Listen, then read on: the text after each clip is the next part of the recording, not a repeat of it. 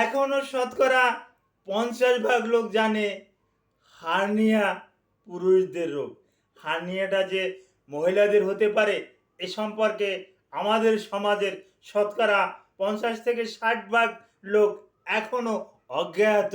তাদের ধারণা যে এটা পুরুষের হয়, পুরুষের এটা স্ক্রুটামে হয়, পুরুষের এটা টেস্টিসে হয়। হ্যাঁ, এটার নাম হার্নিয়া। তারা ওই হাইড্রোসিলের সাথে হার্নিয়াটাকে অ্যাড করে ফেলে। আর হার্নিয়ার যে আসল সংজ্ঞাটা এটা জানে না। ইতিপূর্বে আমি হার্নিয়ার উপরে বেশ কয়েকটা ভিডিও করেছি। এটা দিয়ে আর একটু সতর্ক করে দেব যে হার্নিয়া জিনিসটা কি, কোথায় হয়, কিভাবে হয়। পুরুষদের থেকে কিন্তু মহিলাদের আরও বেশি হয়। মহিলাদের কেন বেশি হয় এ ব্যাপারেই আলোচনা করব। তো ভিডিওটা না টেনে পুরো ভিডিওটা দেখুন। আসসালামু আলাইকুম রহমতুল্লাহি ওবারাকাতুহু। আমি ডাক্তার মীর শহীদুল ইসলাম। আমার চেম্বার শুভেচ্ছা 255, ঐতিহ্যবাহী শেখঘাট, সিলেট। আর গুগলে গিয়ে ডাক্তার মীর শহীদুল ইসলাম লিখে সার্চ দিলে আপনি আমার সম্পর্কে বিস্তারিত তথ্য পেয়ে যাবেন আমার ভিজিটিং কার্ড, ওখানে পেয়ে যাবেন আমার imo number, WhatsApp number, email number ইত্যাদি পেয়ে যাবেন। এমনকি লোকেশনটা পেয়ে যাবেন। লোকেশন ট্র্যাক করে আপনি যে কোনো সময় আপনি আমার কাছে বেড়াতে আসতে পারেন। জি দর্শক শ্রোতা, অনেক আলোচনা করলাম, আলোচ্য বিষয় নিয়ে আলোচনা করি, রোগের বিষয় নিয়ে আলোচনা করি। রোগের বিষয়টা হার্নিয়া। তো হার্নিয়া অনেকেই ধারণা করে যে এটা পুরুষের রোগ, এটা তো মহিলাদের হতে পারে না। এটা শতকরা এখনও 50 থেকে 60% লোকের এটা ধারণা। আসলে what is hernia? Hernia is leakage of skin.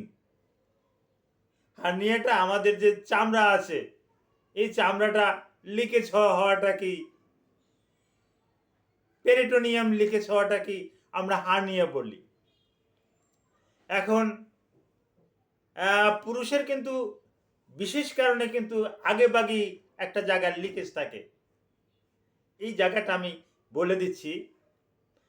একটা মেল শিশু যখন জন্মগ্রহণ করে, একটা ছেলে সন্তান যখন জন্মগ্রহণ করে, তখন তার টেস্টিস এটা কিন্তু স্ক্রুটামে থাকে না। আপনি হাত দিয়ে দেখবেন স্ক্রুটামে কিন্তু টেস্টিস থাকছে না। এই টেস্টিসটা থাকছে কিডনির কাছাকাছি, কম না, কিডনির কাছাকাছি থাকছে। অর্থাৎ ইউরেটর যে নালীতে, ওই নালীতেই থাকছে। কিন্তু ওই নালীটা কিন্তু স্ক্রুটাম পর্যন্ত যে পটটা কিন্তু তৈরি হয়ে যায় আস্তে আস্তে করে, বয়সের তারতম্য অনুসারে আস্তে আস্তে করে। তবে হ্যাঁ, এটা 1.5 বছরের ভিতরে এটা কিন্তু চলে আসে। ওই স্ক্রুটামের ভিতরে 1.5 বছরের ভিতরে টেস্টিস আস্তে আস্তে করে পেট থেকে নেমে ওখানে চলে আসে। কিন্তু নেমে আসার পর এই যে পেরিটোনিয়ামটা লিকেজ ছিল, সৃষ্টিকর্তা প্রদত্ত এই পেরিটোনিয়ামটা কিন্তু আবার জোড়া লেগে যায়। কিন্তু অনেকের ক্ষেত্রে জোড়া লাগে না। এই জোড়া না লাগার কারণেই ওই লিকেজ দিয়ে স্ক্রুটামে কিন্তু অনেক কিছু প্রবেশ করতে পারে। এবং এইটা যে সাইটে, এই সাইটটাকে আমরা বললি কুস্কি, বাংলায় বললি কুস্কি, কয় রসুকার চ, কয় দিকের কি, কুস্কি। আর ডাক্তারি ভাষায় এটার নাম ইঙ্গুইনাল রিজন। তো এই ইঙ্গুইনাল রিজনে যখন এই লিকেজ থাকে, তখন আমরা এটাকে বলি ইঙ্গুইনাল হার্নিয়া। তাহলে হার্নিয়াটা কত প্রকার? হার্নিয়া অনেক প্রকার হতে পারে, বিভিন্ন প্রকার হতে পারে। আর যে আগে ভিডিও শুরুতে বলছিলাম মহিলাদের কেন বেশি হয়, মহিলাদের এই পেরিটোনিয়ামটা পাতলা হয়ে যায় বিভিন্ন কারণে।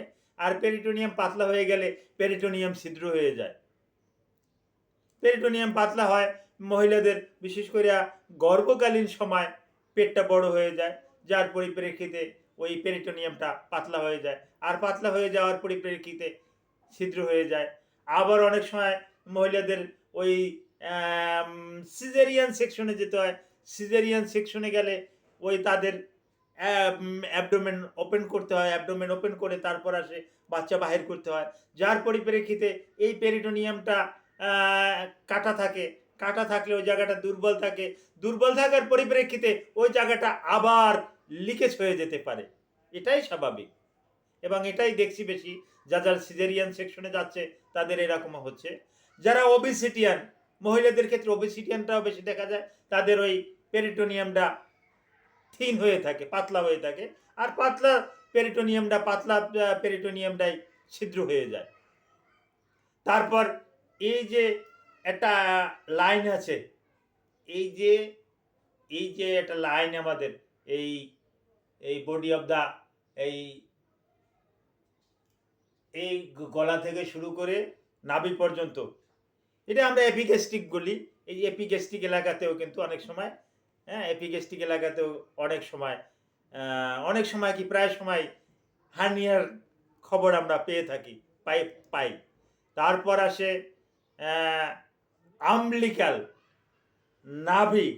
এই নাভিটা ওই জায়গাটার পেরিটোনিয়ামটা সবসময়ের জন্য পুরুষ এবং মহিলা সবার ক্ষেত্রেই দুর্বল হয়, যার পরিপ্রেক্ষিতে এই নাভির চতুর্পাশে কিন্তু হার্নিয়াটা বেশি হয়ে যায়।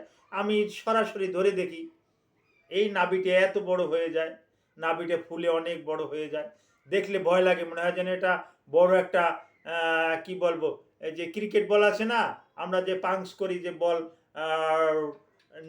নিউরোলজিক্যাল কিছু পেশেন্টদেরকে দিয়ে থাকি, ওই কিছু প্যারালাইজ পেশেন্টদেরকে দিয়ে থাকি, যে এই বলটা আপনি পাংস করেন, এই বলটা পাংস করেন ঠিক অতটুকু আকারের একটা হাতে নিতে পারেন, ঠিক অতটুকু আকারের একটা বলাকৃতি বা ডিম বা বড় একটা হাঁসের ডিমের মতন সমতুল্য এরকমের একটা বড় একটা ওটাও চাপ দিলে ঠিক ওই রকমের আস্তে আস্তে করে ভিতরে চলে যায়, আর দেখা যায় না। কিন্তু রুগী যখন আবার উঠে বসে যখন সে কাজকর্ম শুরু করে বা হাঁটাহাঁটি করে, তখন কিন্তু আবার ওটা কিন্তু দেখা যায়, তখনই কিন্তু আবার জ্বালাতন করে। আর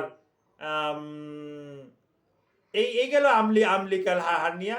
আর ইঙ্গুইনাল হার্নিয়া পুরুষদের ক্ষেত্রে বেশি হয়, কারণ তাদের ওই স্ক্রুটাম থেকে যে আগে থেকেই ছোটোবেলা থেকেই তাদের একটা পথ ছিল, ওই পথটা অনেক সময় অনেকের ওই থেকেই যায়, পথটা আর জোড়া লাগে না, যার কারণে তাদের এটা জন্মগতই এটা একটা হার্নিয়া হতে থাকে। তবে এটা অপারেশন করলে এগুলো কিন্তু সম্পূর্ণরূপে ঠিক করা কিন্তু সম্ভব। আর মহিলাদের ক্ষেত্রে বলছি যে বেশি হয় তাদের ওই সিজারিয়ান সেকশন বা আরও বেশ কিছু অপারেশন এবং অবেসিটিয়ান, যার পরিপ্রেক্ষিতে এই হার্নিয়া মহিলাদের ক্ষেত্রে বেশি কিন্তু আমরা ইদানিং দেখতে পাই। আর হার্নিয়া এটা দেখতে পেলে, হ্যাঁ, বিভিন্ন জায়গা দিয়ে এরকম ফুলে ওঠে, বলের মতন ফুলে ওঠে, ইঙ্গুইনাল এলাকাতেও বলের মতন ফুলে ওঠে, ওই এপিগ্যাস্ট্রিক এলাকাতেও বলের মতন ফুলে ওঠে, আমলিকালেও বলের মতন ফুলে ওঠে, এবং ইঙ্গুইনাল রিজিয়নেও কিন্তু বলের মতন ফুলে ওঠে। তো এই ফুলে উঠালে এরকমের দেখলে আপনি কি করবেন?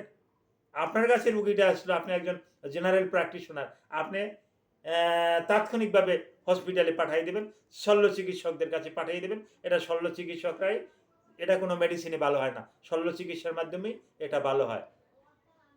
তো হার্নিয়া সম্পর্কে আপনাদের যদি আরও কোনো প্রশ্ন থাকে, আপনি এই ভিডিওর কমেন্ট বক্সে আপনি কমেন্ট করবেন, আমি উত্তর দেওয়ার চেষ্টা করব।